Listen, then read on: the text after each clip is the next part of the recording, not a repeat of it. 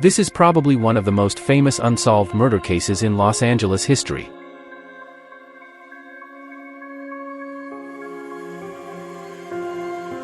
Elizabeth Short was born on July 29, 1924, in the quaint neighborhood of Hyde Park, Massachusetts, as the third of 5 daughters in her family.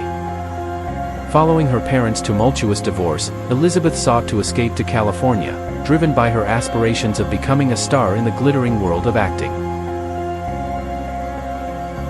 It was during this time that she earned the nickname Black Dahlia, a title that stemmed from her striking dark hair and her affinity for elegant black attire.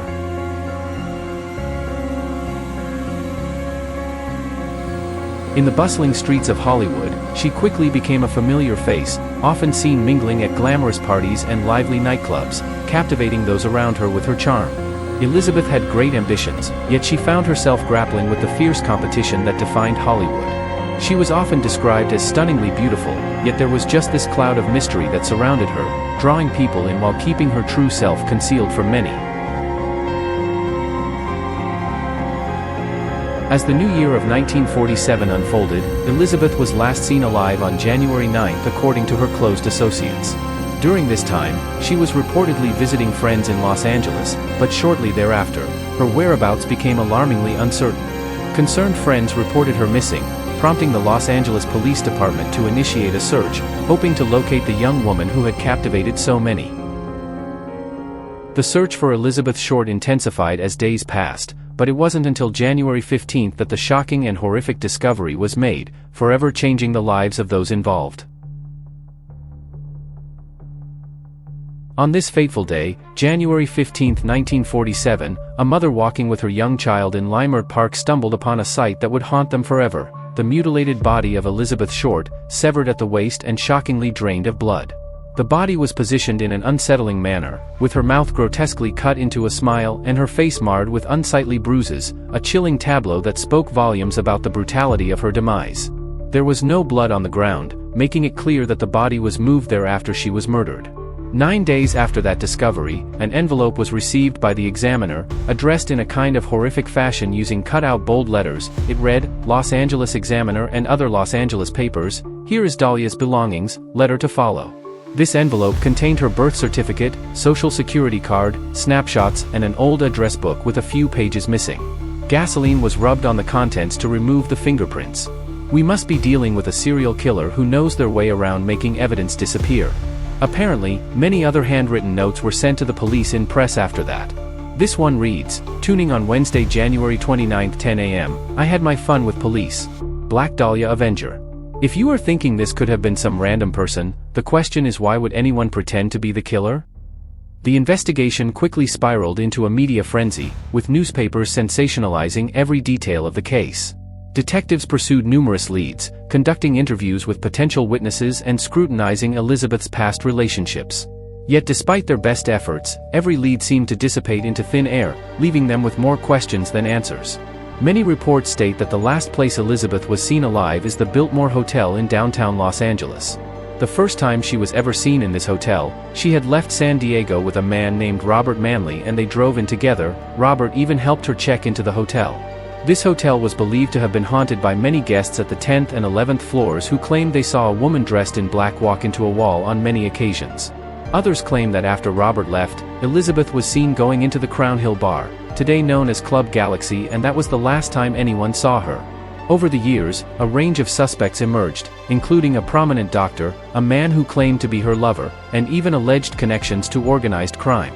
However, despite the plethora of theories and speculation, none of these individuals were ever formally charged, and the case remained a haunting enigma. The first suspect was Robert Manley, the guy who drove her into the hotel, who evidently returned back to San Diego before Elizabeth's body was discovered and also passed the polygraph test. Also, in 1954, when he was committed to a mental hospital due to hearing voices, he was administered sodium pentothal, which was considered at the time as the truth serum. He literally said nothing substantially linking him to the murder of Elizabeth Short. So, I guess he was innocent? The second suspect was Joseph Dumais, who claimed to be blackout drunk with Elizabeth Short a couple of days before her lifeless body was discovered. When asked if he killed Elizabeth, he actually said yes, but evidence later showed that he was at his military base the day of her death. I think this should be concerning, cause why would he confess to a crime he did not commit? The third and most intriguing suspect was George Hodel. He was highly intelligent, studied surgery in medical school, and was also involved with so many other operations in the medical profession. This clearly suggests that he is capable of the surgical disembowelment on Elizabeth's body at the time of discovery. Hodel was also a busy bachelor, having 11 children with 5 different women. At some point he was also accused by his own daughter of sexually abusing her but was found not guilty. Now here is where things got pretty fishy and suspicious. At some point the police did suspect Hodel of killing Elizabeth and planting listening devices in his home. On tape, George was heard saying, "Supposing I did kill the Black Dahlia, they couldn't prove it now, they can't talk to my secretary because she is dead." Additionally, he also was caught saying, "This is the best payoff I have seen between law enforcement agencies, and I would like a connection made in the DA's office." Let's visit George's home at the time in LA. The house had a secret room where the children were not allowed to go. Nothing really screams innocent about a secret room, does it? Now, this is where it gets all interesting. George's son, Steve Hodel, who was just 5 at the time of the Black Dahlia's murder, later became a police investigator for 17 years. And after retiring from the force became convinced that his father George Hodel had actually killed Elizabeth Short. And looking at the facts, Steve Hodel makes a pretty compelling case. Steve found pictures of a woman that appeared to be Elizabeth Short in one of his dad's photo albums. This was examined by a forensic artist who was 85% sure the photo wasn't Elizabeth's. But in 2014 a different expert used visual recognition technologies, resulting in a 90 to 95% match. Steve also believed his father's handwriting was somehow similar to the handwriting of the Dahlia murderer. But when revealed by experts, the results were mixed, opinions ranging from probable to inconclusive.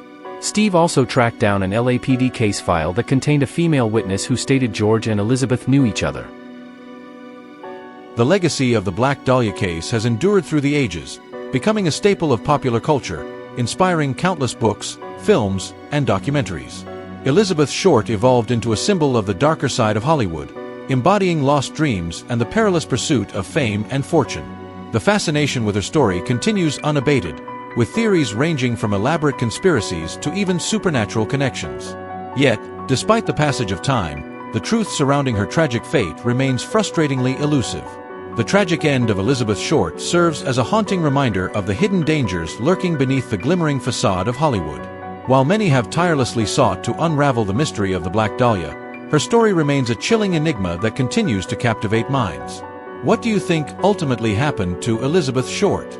We invite you to share your thoughts and theories in the comments below. Thank you for joining us on this exploration of a haunting chapter in history. Don't forget to like, subscribe, and hit the notification bell for more intriguing stories from the past. Until next time, stay curious and keep seeking the truth.